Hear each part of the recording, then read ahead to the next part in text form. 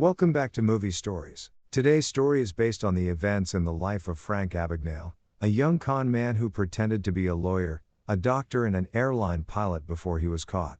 It was dramatized as a drama and crime film in 2002, titled Catch Me If You Can. Spoilers ahead.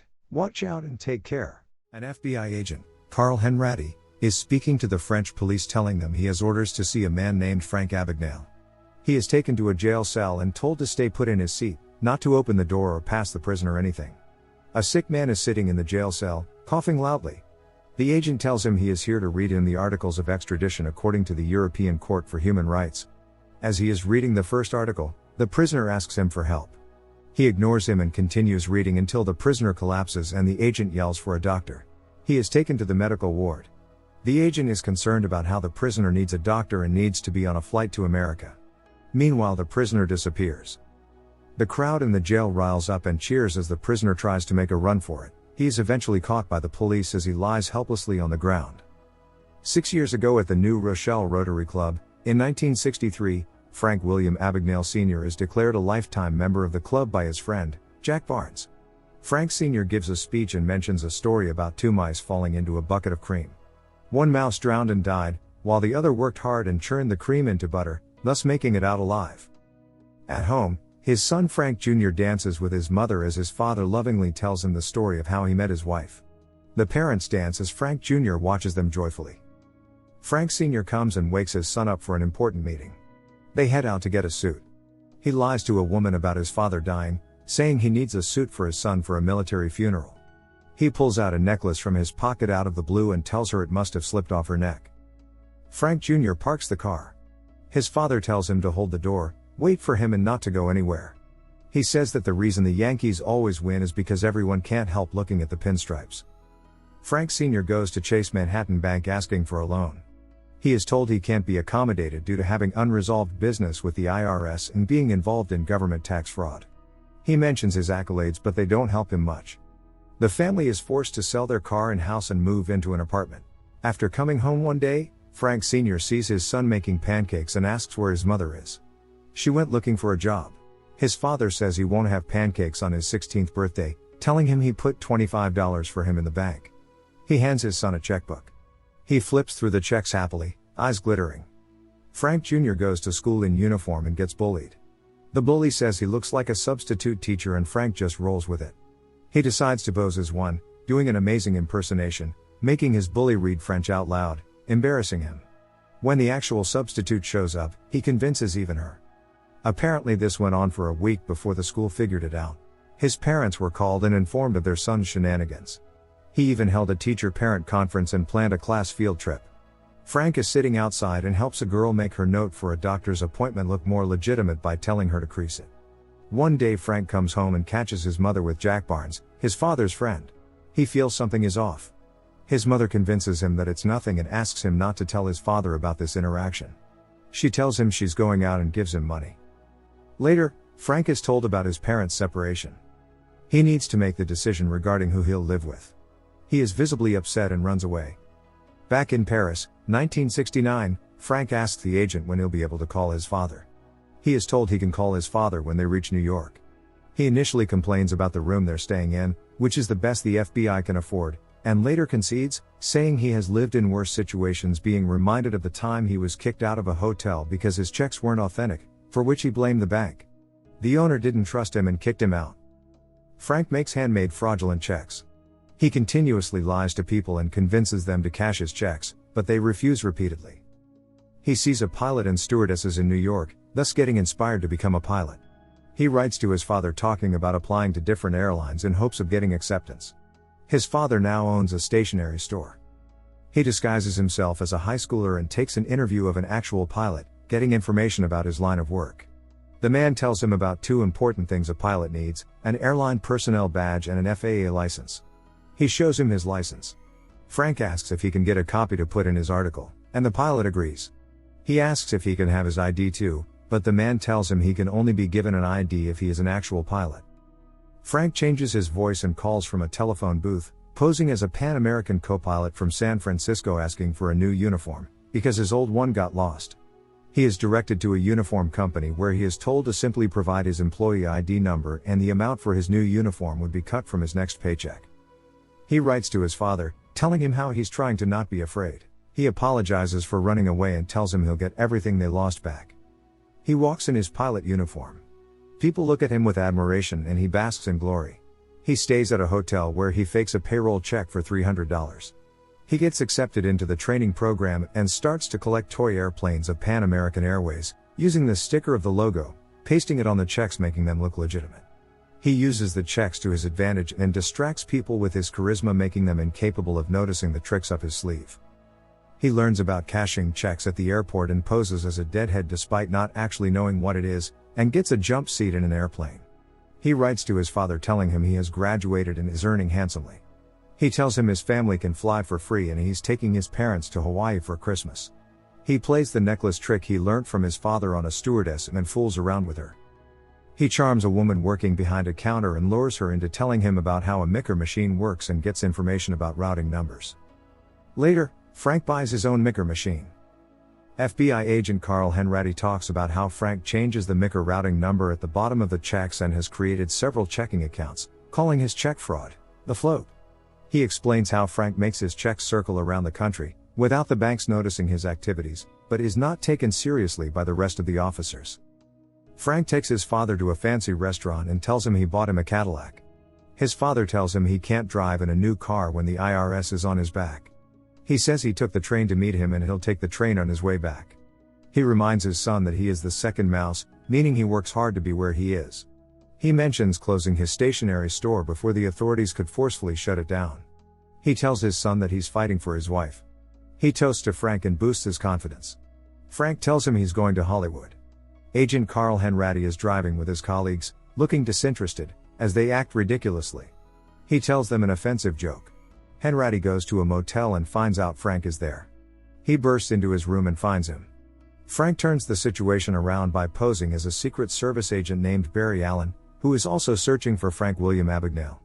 Carl still isn't convinced and asks for identification, so Frank casually gives him his wallet. He then tells Carl to sit tight while he gets the evidence downstairs and leaves. Frank purposely leaves his wallet with Carl, telling him he trusts him. After a bit of thinking, Carl actually opens his wallet and finds that it's full of labels and realizes that he has been fooled. Carl assures his team that he now knows Frank's face and voice, which will be helpful in their search for him. He is told not to get himself humiliated anymore. Frank still poses as a high schooler to get more answers from the pilot and finds out about the Skyway Man, who poses as a pilot and flies around the country. There's a story about him in the paper where he is called the James Bond of the sky. Feeling proud of being a sensation, he spends money on buying James Bond suits and gets an expensive car. He meets a model named Cheryl and ends up making her an offer of $1,000 to spend the night with him. Meanwhile, Carl feels frustrated at the laundromat. Carl is working late on Christmas Eve. He receives a call from Frank, who honestly tells him his location, but Carl refuses to believe him. He taunts Carl, who in return assures him he'll get caught sooner or later. He makes Frank realize that he has nobody to call on Christmas Eve. At a cafe, Carl finds out that Barry Allen is actually a comic book character called the Flash. He realizes Frank is a kid who lives in New York. The FBI visits Frank's mother, who married Jack Barnes. She dismisses his crimes. Upon being asked, she shows them a yearbook picture of Frank which Carl instantly recognizes. He tells her that her son is forging checks. She asks for the total amount, saying she'll pay it back. He tells her it is $1.3 million. Carl also meets Frank's father, who defends his son when Carl mentions his wrongdoings. Frank leads a deceptive life as a posh resident of Atlanta, Georgia. He meets a girl named Brenda in a hospital and chooses to become a doctor, faking a Harvard education. He watches medical films to learn more about his new line of work. He gets physical with Brenda but is interrupted when he is called to check out a kid who got hurt in a bicycle accident. He behaves awkwardly and barely makes it through as he feels uncomfortable looking at the kid's wounds.